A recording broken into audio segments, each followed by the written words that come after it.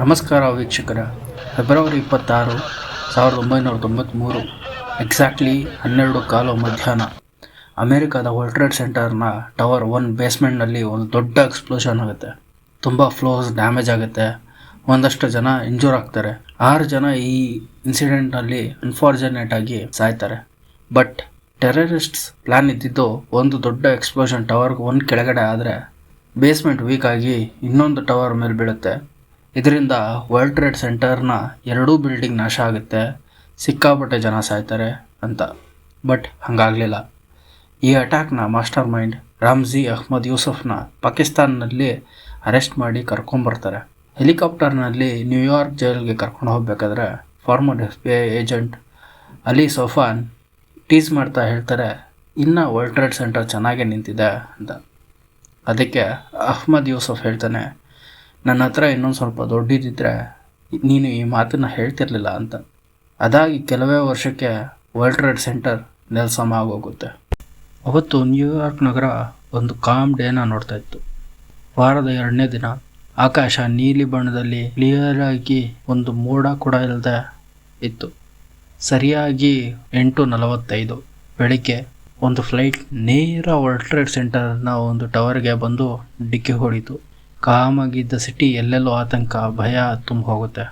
ಏನಾಯಿತು ಅಂತ ನೋಡ್ತಾ ಹೋದರೆ ಒಂದು ದೊಡ್ಡ ಸ್ಟೋರಿನೇ ಓಪನ್ ಆಗುತ್ತೆ.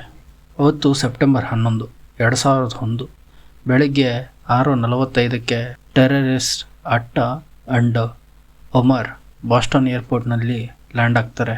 ಪೋರ್ಟ್ಲ್ಯಾಂಡಿಂದ ಬಾಸ್ಟನ್ ಏರ್ಪೋರ್ಟ್ನಲ್ಲಿ ಇನ್ನೂ 3 ಜನ ಟೆರರಿಸ್ಟ್ ಇವ್ರ ಜೊತೆ ಆಗ್ತಾರೆ. ಈ 3 ಜನ ಸೆಕ್ಯೂರಿಟಿ ಚೆಕ್ನಲ್ಲಿ ಕ್ಯಾಪ್ಸ್ಗೆ ಸೆಲೆಕ್ಟ್ ಆಗ್ತಾರೆ. Computer assisted passenger pre screening system CAPS. ಇದರಲ್ಲಿ ಸೆಲೆಕ್ಟ್ ಆದ ಪ್ಯಾಸೆಂಜರ್ಸ್ ಚೆಕ್ ಇನ್ ಬ್ಯಾಗೇಜನ್ನು ಅವರು ಬೋರ್ಡ್ ಆಗೋವರೆಗೂ ಫ್ಲೈಟ್ಗೆ ಕಳಿಸ್ತಿರ್ಲಿಲ್ಲ. ಸೆಕ್ಯೂರಿಟಿನಲ್ಲಿ ಯಾರೂ ಸಿಕ್ಕಾಕೊಳ್ಳದೆ, ಎಲ್ಲೂ ಡೌಟ್ ಬರದೆ ಬಾಸ್ಟನ್ನಿಂದ ಲಾಸ್ ಏಂಜಲಸ್ಗೆ ಹೊರಟಿದ್ದ ಫ್ಲೈಟ್ನಲ್ಲಿ ಫಸ್ಟ್ ಕ್ಲಾಸ್ಗೆ ಬೋರ್ಡ್ ಆಗ್ತಾರೆ. ಅಮೆರಿಕನ್ ಏರ್ಲೈನ್ ಫ್ಲೈಟ್ 11 ಇವರನ್ನು ಬಾಸ್ಟನ್ನಿಂದ ಲಾಸ್ ಏಂಜಲಸ್ಗೆ ಹೊತ್ತೊಯ್ತಿತ್ತು. ಇದು ಬೋಯಿಂಗ್ 767 ಫ್ಲೈಟ್.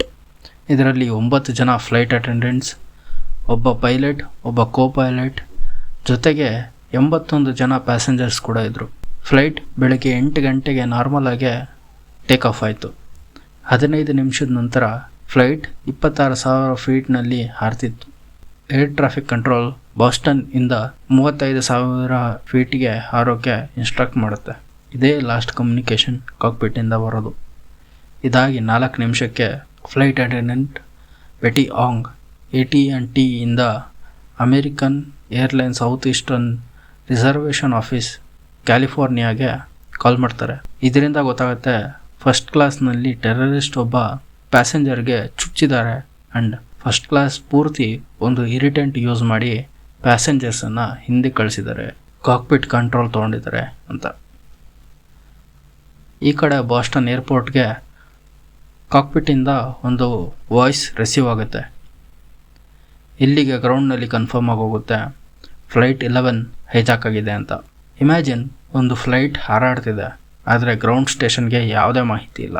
ಎಲ್ಲಿಗೆ ಹೋಗ್ತಾಯಿದೆ, ಎಷ್ಟು ಹೈಟ್ನಲ್ಲಿದೆ, ಪ್ಯಾಸೆಂಜರ್ ಸೇಫ್ಟಿ ಯಾವುದ್ರ ಬಗ್ಗೆನೂ ಗೊತ್ತಿಲ್ಲ. ಸಡನ್ಲಿ 8:26ಕ್ಕೆ ಫ್ಲೈಟ್ ಸ್ಪೀಡ್ ಜಾಸ್ತಿ ಆಗುತ್ತೆ ಆ್ಯಂಡ್ ಸಡನ್ಲಿ ಸೌತ್ ಸೈಡ್ಗೆ ತಿರುಗುತ್ತೆ. ಟೆರರಿಸ್ಟ್ ಗ್ಯಾಂಗ್ನಲ್ಲಿದ್ದ ಅಟ್ಟಾ ಜೆಟ್ ಫ್ಲೈಯಿಂಗ್ ಟ್ರೈನಿಂಗ್ ತೊಗೊಂಡಿದ್ದ USA ಫ್ಲೈಟಿಂದ ಹಡ್ಸನ್ ರಿವರ್ನ ನೋಡಿ ಸೌತ್ ಸೈಡ್ಗೆ ತಿರುಗಿದ್ದ. ಹಡ್ಸನ್ ರಿವರ್ ಡೈರೆಕ್ಟಾಗಿ ನ್ಯೂಯಾರ್ಕ್ ಕಡೆ ಹರಿಯುತ್ತೆ. ಇದನ್ನೇ ಡೈರೆಕ್ಷನ್ನಾಗಿ ತೊಗೊಂಡು ಫ್ಲೈಟ್ ನಡೆಸ್ತಿದ್ದ. ಗ್ರೌಂಡ್ ಸ್ಟೇಷನ್ ನ್ಯೂಯಾರ್ಕ್ ಏರ್ಪೋರ್ಟ್ನಲ್ಲಿ ಲ್ಯಾಂಡ್ ಆಗಬಹುದು ಫ್ಲೈಟ್ ಅಂದ್ಕೊಂಡು ಏರ್ಪೋರ್ಟ್ ಪೂರ ಖಾಲಿ ಮಾಡಿದ್ರು ಆ್ಯಂಡ್ ಫ್ಲೈಟ್ ಎಂಟ್ರಿಗೆ ಬೇಕಾಗಿರೋ ಅರೇಂಜ್ಮೆಂಟ್ ಮಾಡಿದರು. ಯಾಕೆಂದರೆ ಇದು ಮೊದಲನೇ ಹೈಜಾಕ್ ಅಲ್ಲ USA ಫೇಸ್ ಮಾಡ್ತಿತ್ತು. ತುಂಬ ಸಲ ಫ್ಲೈಟ್ ಹೈಜಾಕ್ ಆಗಿತ್ತು. ಫ್ಲೈಟ್ ಹೈಜಾಕ್ ಆದಾಗೆಲ್ಲ ಟೆರರಿಸ್ಟ್ ಪ್ಯಾಸೆಂಜರ್ಸನ್ನು ಹಾಸ್ಟೇಜಾಗಿ ಇಟ್ಕೊಂಡು ತಮಗೆ ಬೇಕಾದನ್ನು ಕೇಳ್ತಿದ್ರು. ಈಗಲೂ ಹಾಗೇ ಆಗುತ್ತೆ ಅಂದ್ಕೊಂಡಿದ್ರು. ಬಟ್ ಫ್ಲೈಟ್ ಏರ್ಪೋರ್ಟ್ ಕಡೆ ಹೋಗದೆ ಸಿಟಿನಲ್ಲಿನೇ ಡ್ರಾಸ್ಟಿಕ್ ಆಗಿ ಫ್ಲೈಯಿಂಗ್ ಹೈಟ್ನ ಕಡಿಮೆ ಮಾಡ್ತಾ ಬರ್ತೀವಿ. ಲಾಸ್ಟ್ ಟೈಮ್ ಆಗ್ ರಿಪೋರ್ಟ್ ಮಾಡಿದ್ದು 8:44ಕ್ಕೆ ಇದಾಗಿ 2 ನಿಮಿಷಕ್ಕೆ ಫ್ಲೈಟ್ ಡೈರೆಕ್ಟಾಗಿ ವರ್ಲ್ಡ್ ಟ್ರೇಡ್ ಸೆಂಟರ್ನ ನಾರ್ತ್ ಟವರ್ಗೆ ಕ್ರ್ಯಾಶ್ ಆಯಿತು. ದೊಡ್ಡ ಸೌಂಡ್ ನ್ಯೂಯಾರ್ಕ್ನ ಕಂಪ್ಲೀಟಾಗಿ ಅಲ್ಲಾಡಿಸ್ತು. ಪಕ್ಕದಲ್ಲಿದ್ದ ಸೌತ್ ಟವರ್ಗೆ ಸುದ್ದಿ ತಿಳಿತು. ಎಲ್ಲ ವ್ಯಾಕ್ಯೂಟ್ ಮಾಡೋಕ್ಕೆ ಶುರು ಮಾಡಿದರು. ಈ ಕಡೆ ಬಾಸ್ಟನ್ ಏರ್ಪೋರ್ಟಿಂದ ಹೊರಟಿದ್ದ ಫ್ಲೈಟ್ 175 ಕೂಡ ಹೈಜಾಕ್ ಆಗಿದೆ ಅಂತ 8:52ಕ್ಕೆ ನ್ಯೂಸ್ ಬರುತ್ತೆ. ಒಬ್ಬ ಹುಡುಗ ಅವರ ಅಪ್ಪಂಗೆ ಕಾಲ್ ಮಾಡಿ ಫ್ಲೈಟ್ ಹೈಜಾಕ್ ಆಗಿದ್ದರ ಬಗ್ಗೆ ಹೇಳ್ತಾನೆ. ಆವಾಗಲೇ ಗೊತ್ತಾಗೋದು. ಮತ್ತೆ 9 ಗಂಟೆಗೆ ಮತ್ತೆ ಕಾಲ್ ಮಾಡ್ತಾನೆ ಅದೇ ಹುಡುಗ. ಫ್ಲೈಟ್ ಟರ್ನ್ ಆಗ್ತಿದೆ, ಗೊತ್ತಿಲ್ಲ ಎಲ್ಲಿಗೆ ಹೋಗ್ತಿದೆ ಅಂತ ಹೇಳ್ತಿದ್ದಂಗೆ ದೊಡ್ಡ ಸೌಂಡ್ ಬರುತ್ತೆ. ಒಬ್ಬ ಹೆಂಗಸು ಜೋರಾಗಿ ಕಿರಚ್ತಾರೆ. ಸಡನ್ನಾಗಿ ಕಾಲ್ ಕಟ್ ಆಗುತ್ತೆ. ಈ ಕಡೆ ನೋಡಿದ್ರೆ ಸೌತ್ ಟವರ್ಗೆ ಇನ್ನೊಂದು ಫ್ಲೈಟ್ ಕ್ರ್ಯಾಶ್ ಆಗುತ್ತೆ. ಹಿಂಗಿರೋವಾಗಲೇ 8:10ಕ್ಕೆ ವಾಷಿಂಗ್ಟನ್ ಏರ್ಪೋರ್ಟ್ನಿಂದ ಲಾಸ್ ಏಂಜಲೀಸ್ ಕಡೆ ಹೋಗ್ತಿದ್ದ ಫ್ಲೈಟ್ 77 8:52ಕ್ಕೆ ಹೈಜಾಕ್ ಆಗುತ್ತೆ. ಟೆರರಿಸ್ಟ್ ಫಸ್ಟ್ ಕ್ಲಾಸ್ ಪೂರ್ತಿ ಕಂಟ್ರೋಲ್ ತೊಗೊತಾರೆ.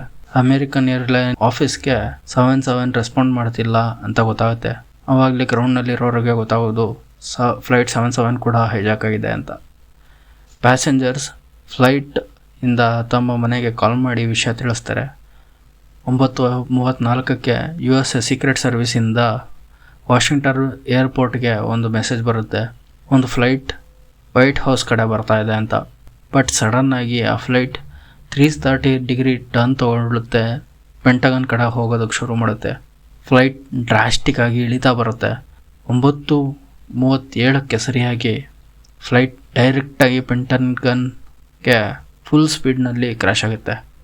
ಇಷ್ಟೊತ್ತಿಗೆ ಆಲ್ರೆಡಿ ಏರ್ನಲ್ಲಿದ್ದ ಫ್ಲೈಟ್ಗಳಿಗೆಲ್ಲ ಫ್ಲೈಟ್ 11, ಫ್ಲೈಟ್ 175, ಫ್ಲೈಟ್ 77 ಬಗ್ಗೆ ಹೇಳಿದರು. ಆ್ಯಂಡ್ ಗ್ರೌಂಡ್ನಲ್ಲಿದ್ದ ಫ್ಲೈಟ್ಸ್ ಎಲ್ಲ ಕ್ಯಾನ್ಸಲ್ ಮಾಡಿದರು.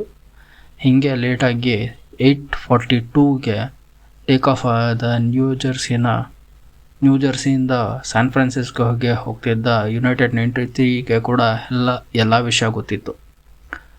9:28ಕ್ಕೆ ಯುನೈಟೆಡ್ 93ನಲ್ಲಿ 4 ಜನ ಟೆರರಿಸ್ಟ್ ಕಾಕ್ಪಿಟ್ ಇನ್ವೇಡ್ ಮಾಡೋಕ್ಕೆ ಟ್ರೈ ಮಾಡ್ತಾರೆ. 2 ಪೈಲಟ್ ಟ್ರಾನ್ಸ್ಮಿಟರ್ನ ಓಪನ್ ಇಟ್ಟು ಫೈಟ್ ಮಾಡ್ತಾರೆ. ಅನ್ಫಾರ್ಚುನೇಟ್ಲಿ ಟೆರರಿಸ್ಟ್ ಫ್ಲೈಟ್ನ ಕಂಟ್ರೋಲಿಗೆ ತೊಗೊತಾರೆ. ಆ್ಯಂಡ್ ಫ್ಲೈಟ್ನಲ್ಲಿ ಬಾಂಬ್ ಇದೆ, ಎಲ್ಲಿ ಕೂತಿದ್ರೋ ಅಲ್ಲಲ್ಲೇ ಕೂತಿರಿ ಅಂತ ಪ್ಯಾಸೆಂಜರ್ಸನ್ನು ಹೆದರಿಸ್ತಾರೆ. ಪ್ಯಾಸೆಂಜರ್ಸ್ ಅವರ ಮನೆಗೆಲ್ಲ ಕಾಲ್ ಮಾಡ್ತಿದ್ದಂಗೆ ಗೊತ್ತಾಗುತ್ತೆ ಬೇರೆ ಫ್ಲೈಟ್ಸ್ನಲ್ಲಿ ಹಿಂಗೆ ಹೈಜಾಕ್ ಆಗಿ ವರ್ಲ್ಡ್ ಟ್ರೇಡ್ ಸೆಂಟರ್ಗೆ ಕ್ರ್ಯಾಶ್ ಆಯಿತು ಅಂತ. ಸಾವನ್ನು ಎದುರಿಸೋದ್ರಿಂದ ಹೋಗುತ್ತಂತೆ. ಹಾಗೆ ಪ್ಯಾಸೆಂಜರ್ಸ್ ರಿವೋಲ್ಟ್ ಮಾಡೋಕ್ಕೆ ಶುರು ಮಾಡ್ತಾರೆ. ಫ್ಲೈಟ್ ಹೆಂಗೆಂಗೋ ಹೋಗ್ತಾ ಇರುತ್ತೆ. 4 ಜನ ಹೈಜಾಕರ್ನ 30 ಜನ ಸೇರಿ ಕಂಟ್ರೋಲ್ ತೊಗೊತಾರೆ. ಅಲ್ಟಿಮೇಟ್ಲಿ ಟೆರರಿಸ್ಟ್ ಫ್ಲೈಟ್ನ ಪೆನ್ಸಿಲ್ವೇನಿಯಾದ ಶಾಕ್ಸ್ವಿಲ್ನಲ್ಲಿ ಇರೋ ಓಪನ್ ಗ್ರೌಂಡ್ನಲ್ಲಿ ಕ್ರ್ಯಾಶ್ ಮಾಡಬೇಕಾಗತ್ತೆ.